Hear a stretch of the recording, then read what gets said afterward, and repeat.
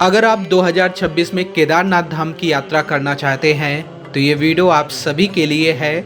मैं आपको केदारनाथ धाम यात्रा से जुड़ी हुई 10 मुख्य जानकारी दूंगा जो आप सभी के बहुत ही ज़्यादा काम आएगी। अगर आप 2026 में केदारनाथ धाम की यात्रा आसानी से करना चाहते हैं तो इस वीडियो को लास्ट तक देखें। जब आप केदारनाथ धाम की यात्रा का प्लान करते हैं तो आपके मन में कुछ ना कुछ सवाल ज़रूर आते होंगे, तो वो जो 10 सवाल हैं वो इस वीडियो में हम आपको उनके जवाब देंगे। वीडियो को आगे शेयर भी कर देना ताकि जो लोग केदारनाथ धाम की यात्रा करना चाहते हैं उनकी यात्रा आसान हो सके। तो आइए वीडियो शुरू करते हैं।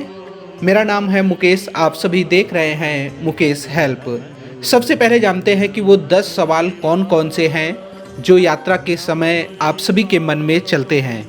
नंबर 1 है कि हरिद्वार से केदारनाथ धाम की दूरी कितनी है। नंबर 2, केदारनाथ धाम तक जाने में कितना समय लगता है। बहुत सारे लोग पूछते हैं कि कितना समय लगेगा मुझे हरिद्वार से केदारनाथ धाम जाने में।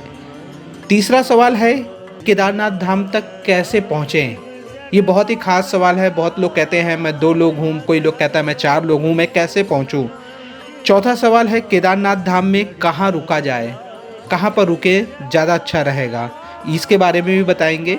पांचवा सवाल है केदारनाथ धाम में रूम का चार्जेस क्या रहता है। जब केदारनाथ धाम की यात्रा करते हैं तो कहाँ कहाँ रुकना होता है और चार्जेस क्या है ये भी बताएंगे।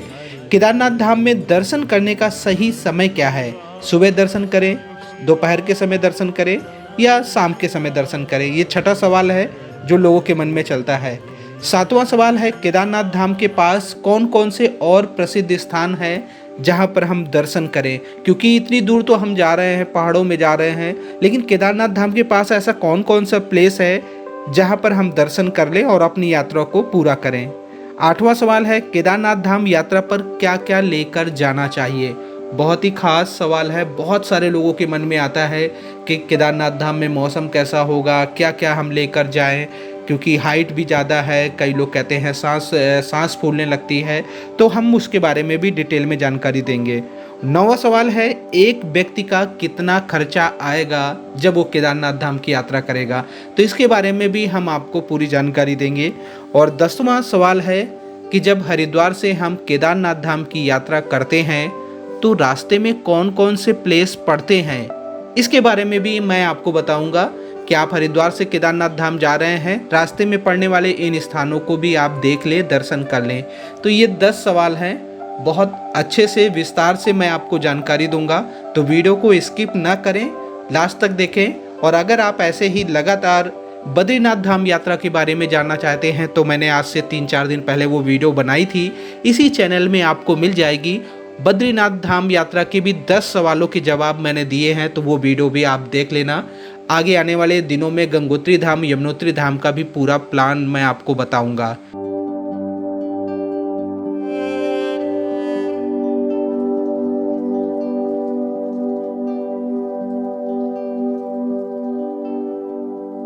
सबसे पहले अब हम जो पहला सवाल था उसका जवाब देते हैं कि केदारनाथ धाम की दूरी कितनी है। तो देखिए केदारनाथ धाम की जो दूरी है, हरिद्वार से केदारनाथ धाम के बीच की जो दूरी है वो 270 किलोमीटर है। दूसरा सवाल है केदारनाथ धाम तक जाने में कितना समय लगता है। देखिए केदारनाथ धाम की जो यात्रा है ये हरिद्वार से शुरू होती है, तो हरिद्वार से आपको पहले सोनप्रयाग तक पहुंचना होता है। सोनप्रयाग से फिर हम गौरी कुंड जाते हैं, फिर गौरी कुंड से हमें ट्रैकिंग करनी होती है, फिर हम मंदिर में पहुंचते हैं, फिर दर्शन करते हैं। अगले दिन हम फिर वापस आते हैं सोनप्रयाग तक, फिर बस पकड़कर हरिद्वार आते हैं। तो इसमें जो समय लगता है वो 4 दिन का पूरा समय आपके पास होना चाहिए। अगर आप आराम से यात्रा करना चाहते हैं, दर्शन करना चाहते हैं, तो आपको 4 दिन का समय तो लेकर ही चलना है। अगर आप आसपास के जो प्लेस हैं वहाँ भी घूमना चाहते हैं, त्रियुगी नारायण भी जाना चाहते हैं या बाकी जो प्लेस हैं वहाँ भी आप घूमना चाहते हैं, तो आपको 5 दिन समय लेकर आएंगे तो और भी ज़्यादा अच्छा रहेगा। तीसरा जो सवाल है कि केदारनाथ धाम तक कैसे पहुँचे। देखिए ये बहुत ही खास सवाल है और मैं इसको बहुत ही डिटेल में आपको बताने वाला हूँ। देखिए केदारनाथ धाम तक अगर आप जाना चाहते हैं तो अगर आप 2 लोग हैं, 3 लोग हैं और बजट यात्रा करना चाहते हैं तो आप बस से जा सकते हैं। हरिद्वार रेलवे स्टेशन के बाहर से सुबह सुबह 4 बजे से बसें चलना शुरू हो जाती हैं और ये बसें जो हैं ये सोनप्रयाग तक जाती हैं। कई बार ज़्यादा ट्रैफिक हो जाता है तो सीतापुर तक ही बस जाती है। तो सुबह वाली जो बस आप पकड़ेंगे तो आप आराम से लगभग 8 घंटे में सोनप्रयाग के आसपास पहुंच जाएंगे। किराए की बात करें कि कितना किराया लगेगा, तो पर पर्सन जो किराया लगता है वो 1000 रुपये के आसपास लगता है। अगर ऑनलाइन बुक करेंगे तो ज़्यादा चार्जेस होते हैं, और अगर आप डायरेक्ट बुक करेंगे या सुबह 4 बजे पहुंच जाएंगे तो आपको हो सकता है 100 रुपये 150 रुपये कम किराया देना पड़े। तो हम मैक्सिमम किराया मान के चलते हैं 1000 रुपये के आसपास जो बस है उससे आप जा सकते हैं। दूसरा रास्ता है, अगर आपके पास 4 लोग हैं तो आप कार बुक करके भी जा सकते हैं। हरिद्वार से आपको बहुत सारी कार एजेंसी जो हैं, ट्रैवल एजेंसी, वो कार आपको मिल जाएगी, और जो कार का जो चार्जेस रहता है वो 3500-4000 रुपये पर डे के हिसाब से रहता है। और ये यात्रा 4 दिन की होती है, तो आप कैलकुलेट कर सकते हैं कि कितना चार्ज लगेगा। बजट यात्रा है तो बस से करनी है, अगर कार से जाना चाहें तो कार से भी जा सकते हैं। कार से जाने का फ़ायदा ये है कि रास्ते में आप जहाँ चाहें वहाँ के दर्शन कर सकते हैं, जहाँ पर रोकना चाहें आप रोक सकते हैं, व्यू देख सकते हैं। जब आप बस से जाएंगे या कार से जाएंगे तो आप पहुँचेंगे सोनप्रयाग। सोनप्रयाग के आगे का जो सफ़र है गौरीकुंड का, वो लगभग 5 या 6 किलोमीटर का सफ़र होता है, वो आपको करना होता है। वहाँ पर शटल सेवा चलती है, कह सकते हैं एक तरह से गवर्नमेंट की वो जीप की सुविधा चलती है, जो 50 रुपये पर पर्सन चार्जेस होता है। सोनप्रयाग से आपको गौरीकुंड जीप के द्वारा पहुंचना होगा। उसके बाद आप लोग वहां पर पहुंच जाते हैं गौरीकुंड। उसके बाद वहां पर जो गर्म जल का कुंड है वहां पर आप चाहें तो स्नान कर सकते हैं, और उसके बाद वहां से अपना ट्रैक शुरू कर दें। ट्रैकिंग जो करनी है आपको अर्ली मॉर्निंग करनी है। कोशिश करें कि 4-5 बजे तक आपका जो ट्रैकिंग है वो शुरू हो जाए। और ट्रैकिंग के बारे में बात करें तो ये ट्रैक लगभग 16-17 किलोमीटर का है, जिसमें 10-11 घंटे नॉर्मली लग जाते हैं। किसी किसी को 12 घंटे 13 घंटे भी लग सकते हैं। ये डिपेंड करता है आप लोगों को ट्रैकिंग का कितना एक्सपीरियंस है, आप किस तरह ट्रैकिंग कर रहे हैं। ज़्यादातर लोगों को 12 घंटे लग जाते हैं। कुछ लोग जो थोड़ा सा चलने में अच्छे होते हैं वो 10-11 घंटे में भी चढ़ जाते हैं। चलने को कुछ लोग 8 घंटे 9 घंटे में भी चढ़ जाते हैं, वो डिपेंड करता है। आप जब ट्रैकिंग करते हैं अर्ली मॉर्निंग करें। अगर आपसे ट्रैकिंग नहीं होती है तो वहाँ पर बहुत सारे ऑप्शन और हैं।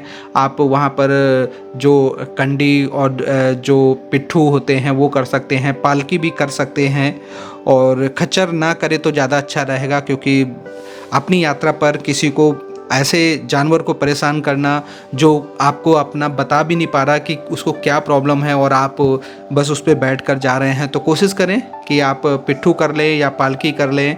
और इस तरह आप लगभग 11-12 घंटे में मंदिर तक पहुंच जाते हैं अगर पैदल जाते हैं। तो ये हो गया कि हरिद्वार से केदारनाथ धाम तक कैसे पहुंच रहे हैं। दोस्तों, इससे पहले वीडियो में आगे बढ़े आप सभी के लिए एक बहुत ही ज़रूरी जानकारी। अगर आप 4 धाम यात्रा का प्लान कर रहे हैं और 4 धाम यात्रा टेंशन फ्री होकर करना चाहते हैं, प्लान या पैकेज बुक करना चाहते हैं, तो आप आसानी से वीडियो में एक नंबर दिख रहा होगा, इस पे कॉल करके इंक्वायरी करके अपना 4 धाम यात्रा का प्लान और पैकेज आप बुक कर सकते हैं। और इस प्लान और पैकेज में आपकी गाड़ी भी पहले से बुक होगी, आपका होटल भी पहले से बुक होगा, आपको खाने की भी टेंशन नहीं है, आपको रजिस्ट्रेशन कराने की भी टेंशन नहीं है। वीडियो में आपको नंबर दिख रहा है, ये हरिद्वार की एक बहुत बड़ी ट्रैवल कंपनी है, अद्भुत उत्तराखंड ट्रैवल्स। आप इनको कॉल कर सकते हैं और 4 धाम यात्रा का प्लान और पैकेज ले सकते हैं और टेंशन फ्री होकर चारों धाम जाकर दर्शन कर सकते हैं। अब बात करते हैं, चौथा सवाल है कि केदारनाथ धाम में कहाँ कहाँ रुकें। देखिए, जब केदारनाथ धाम की यात्रा करते हैं तो एक रात आप सोनप्रयाग में रुकना पड़ेगा, या आप रामपुर, सीतापुर या सोनप्रयाग में रुक सकते हैं जब आप हरिद्वार से जाते हैं। अगर आप हरिद्वार से अर्ली मॉर्निंग निकले हैं और आप सही समय पर गौरीकुंड पहुंच जाते हैं तो आप गौरीकुंड में भी रात में रुक सकते हैं। और गौरीकुंड में अगर आप रात में रुकते हैं तो आपके लिए बहुत अच्छा रहेगा, क्योंकि गौरीकुंड में रुकेंगे तो अगले दिन आप नेक्स्ट डे अर्ली मॉर्निंग अपनी ट्रैकिंग शुरू कर सकते हैं, क्योंकि गौरीकुंड से ही ट्रैकिंग चालू होती है।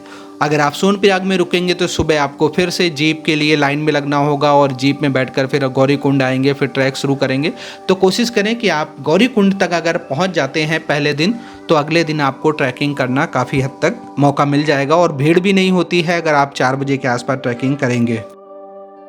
और अगले दिन जब ट्रैकिंग पूरा करेंगे तब मंदिर में पहुंचेंगे तो आपको एक रात तो केदारनाथ धाम में रुकना पड़ेगा। तो वहाँ भी आपको मंदिर के आसपास बहुत सारे धर्मशालाएं भी हैं, कुछ होटल्स भी हैं, तो लेकिन उनकी बुकिंग जो है ऑलमोस्ट पहले ही हो जाती है, तो आपको पहले बुक कराना होगा। ऑप्शन यही है कि अगर आप बजट में करना चाहते हैं तो फिर आपको वहाँ टेंट कैंप मिल जाएंगे जो लगभग 800 रुपये पर पर्सन के अकॉर्डिंग होते हैं, तो आप टेंट कैंप में रुक सकते हैं। अब बात करते हैं कि ये जो जर्नी है हरिद्वार से केदारनाथ धाम, इसमें अगर कहाँ कहाँ रुकेंगे तो उसके चार्जेस क्या हैं। अगर आप सोनप्रयाग और गौरीकुंड या आप सीतापुर रामपुर में रुकते हैं 2 से 3 हज़ार रुपये के आसपास आपको रूम मिल जाएगा, जिसमें 3 से 4 लोग आसानी से रुक सकते हैं। अगर आप गौरीकुंड में रुकेंगे तो हो सकता है आपको थोड़ा से चार्जेस और भी ज़्यादा प्लस करके देना पड़े, या 1,000 रुपये पर पर्सन आप मान के चलो आपको गौरीकुंड में रूम मिल जाएगा। बाकी केदारनाथ धाम में जब एक नाइट स्टे करते हैं तो वहाँ पर अगर कैंप लेंगे तो 800 रुपये पर पर्सन के अकॉर्डिंग मिल जाएंगे। वहीं अगर आप जो होटल्स हैं वो लेंगे तो 1,000-1,500 रुपये पर पर्सन के अकॉर्डिंग वहाँ पर रूम मिल जाते हैं। अब जो 6 नंबर का सवाल है जो कि बहुत ज़रूरी है कि केदारनाथ धाम में दर्शन करने का सही समय क्या है। देखिए, केदारनाथ धाम में अगर दर्शन आप करना चाहते हैं तो पिछले कुछ दिनों से देखा जा रहा है, 2026 की बात करें तो लगातार श्रद्धालुओं की भीड़ है, और अगर आप लेट हो जाते हैं तो 6-6, 7-7 घंटे आपको दर्शन करने में लग जाते हैं। तो केदारनाथ धाम में ये कह पाना कि आपको कब आसानी से दर्शन हो पाएंगे ये थोड़ा सा मुश्किल है, क्योंकि अगर आप अर्ली मॉर्निंग भी लगेंगे तो भी आपको भीड़ का सामना करना पड़ सकता है, आपको 3-4 घंटे लाइन में लगने पड़ सकते हैं, और शाम को भी इतनी भीड़ रहती है। लेकिन पूरे दिन की अगर बात करें तो जिसमें थोड़ी सी सहूलियत होगी, जिसमें थोड़ा सा आसान होगा, वो है सुबह के समय। अगर आप सुबह के समय 2 बजे लाइन में लग जाते हैं तो आपको थोड़ा सा दिन की अपेक्षा आसानी से दर्शन हो जाएंगे, और जब आप गर्भगृह में जाएंगे तो स्पर्श दर्शन करने का मौका भी मिल जाएगा, स्पर्श करने को भी मिल जाएगा। इन बातों को ध्यान रखें, और बहुत ही ज़रूरी बातें हैं ये जब केदारनाथ धाम की यात्रा करते हैं। और आप इस वीडियो को सेव भी कर सकते हैं, जब भी आपको जहाँ भी कोई सवाल आपके मन में आ रहा हो तो आप देख सकते हैं। अब आते हैं जो 7वां सवाल है कि केदारनाथ धाम के पास प्रसिद्ध कौन कौन से स्थान है जहां पर दर्शन करना है। केदारनाथ धाम मंदिर में आप दर्शन करें, उसके बाद वहां से लगभग 1 किलोमीटर का ट्रैक है, आप भैरव बाबा के मंदिर में जाकर दर्शन कर सकते हैं। और उसके साथ साथ मंदिर के पास में ही मंदिर के बैकग्राउंड में जो शिला है, जो कहते हैं 2013 में जब बहुत ज़्यादा बाढ़ आई थी, चोराबाड़ी ग्लेशियर से जब ज़्यादा पानी आया था, तो जिस पत्थर से मंदिर की रक्षा हुई थी उस मंदिर के भी आप दर्शन कर सकते हैं। मंदिर के बैकग्राउंड में ही बड़ा सा विशालकाय पत्थर देखने को मिलेगा, आप वहाँ पर भी दर्शन कर सकते हैं। और उसके बाद आदि गुरु शंकराचार्य की यहाँ पर पीछे एक मंदिर है, आप वहाँ भी दर्शन कर सकते हैं। तो ये मंदिर के बिल्कुल पास वाली जगह हैं जहाँ पर आप लोग दर्शन कर सकते हैं। बाकी इसके अलावा रास्ते में तो बहुत सारे प्लेस हैं, वो हम आपको आगे बताएंगे।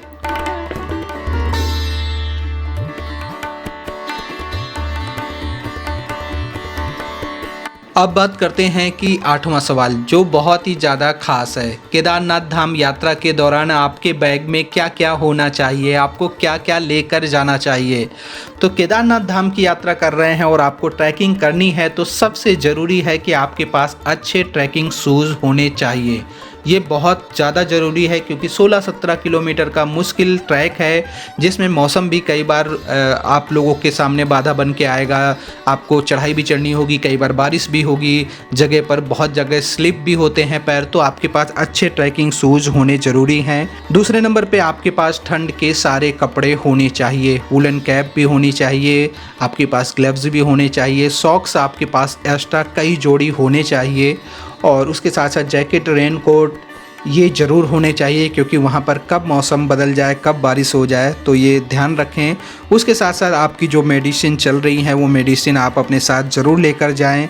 और एक बात का ध्यान रखें, जब आप 4 धाम यात्रा करते हैं तो अगर आपको पहले से कोई प्रॉब्लम है तो आप मेडिकल सर्टिफिकेट भी बना लें, और रजिस्ट्रेशन तो आपको कराना ही है, बिना रजिस्ट्रेशन के आपको यात्रा नहीं करनी है। रजिस्ट्रेशन आप हरिद्वार या ऋषिकेश से ऑफलाइन भी कर सकते हैं, उसके साथ साथ ऑनलाइन भी रजिस्ट्रेशन करा सकते हैं।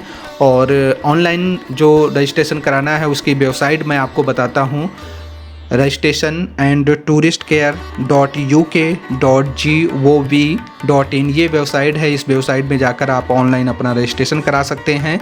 ऑफलाइन कराएंगे तो आपका समय काफ़ी ख़राब होगा। हरिद्वार रेलवे स्टेशन से लगभग 1 किलोमीटर की दूरी पर ऋषिकुल मैदान है, वहाँ पर रजिस्ट्रेशन हो जाएगा ऑफलाइन, लेकिन ऑनलाइन कराएंगे तो ज़्यादा अच्छा रहेगा। अगर आपको ट्रैकिंग का ज़्यादा एक्सपीरियंस नहीं है और आप के साथ कुछ बुज़ुर्ग लोग भी हैं तो कोशिश करें कि आपके पास एक छोटे ऑक्सीजन सिलेंडर भी आते हैं, जो छोटे बहुत ही छोटे होते हैं, आपके बैग में आ जाते हैं। तो उन ऑक्सीजन के सिलेंडर को भी आप कैरी करके चलें, क्योंकि कई बार ना सांस लेने में दिक्कत हो जाती है लोगों को ट्रैकिंग में। तो कोशिश करें एक सिलेंडर ज़रूर अपने पास लेकर जाएं। अब बात करते हैं जो 9वां सवाल है, जो बहुत सारे लोग कमेंट करके पूछते भी हैं, और वो सवाल है कि केदारनाथ धाम यात्रा पर एक व्यक्ति का कितना खर्चा आएगा।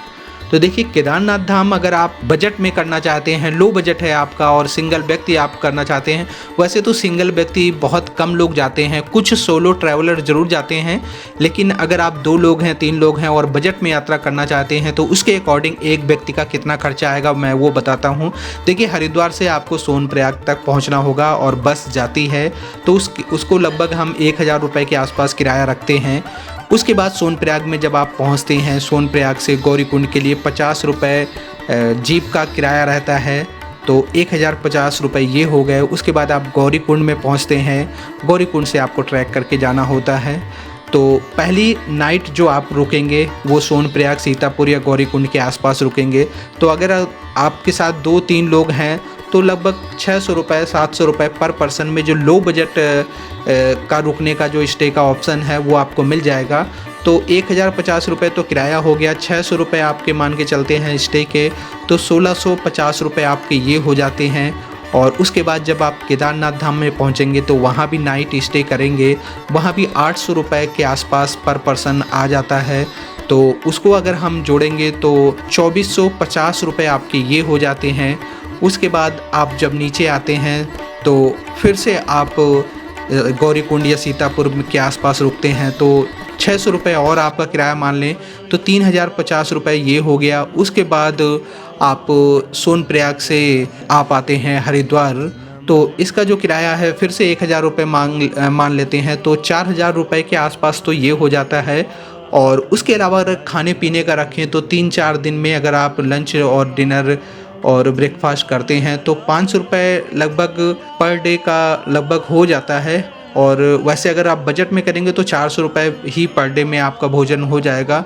तो 3-4 दिन का 1500-1600 रुपये ये हो जाते हैं और 4000 रुपये लगभग किराया और बाकी जो हो जाता है। तो इस तरह लगभग आपकी जो यात्रा है 6000 रुपये मैक्सिमम में आप केदारनाथ धाम की यात्रा कर लेंगे। ये प्रति व्यक्ति और लो बजट यात्रा है।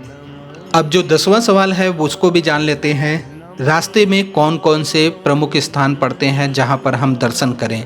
देखिए, अगर आप बस से जाते हैं तो रास्ते वाले जो प्लेस हैं वो तो बहुत कम आप देख पाएंगे, लेकिन अगर आप कार से जाते हैं तो हरिद्वार और केदारनाथ धाम के बीच में कई जो प्रमुख स्थान हैं वो पड़ते हैं, जिसमें देवप्रयाग पड़ता है, देवप्रयाग रुद्रप्रयाग पड़ता है, वहाँ भी आप अच्छे से दर्शन कर सकते हैं। उसके साथ साथ आप गुप्तकाशी में जो बाबा विश्वनाथ जी का मंदिर है वहाँ भी आप दर्शन कर सकते हैं।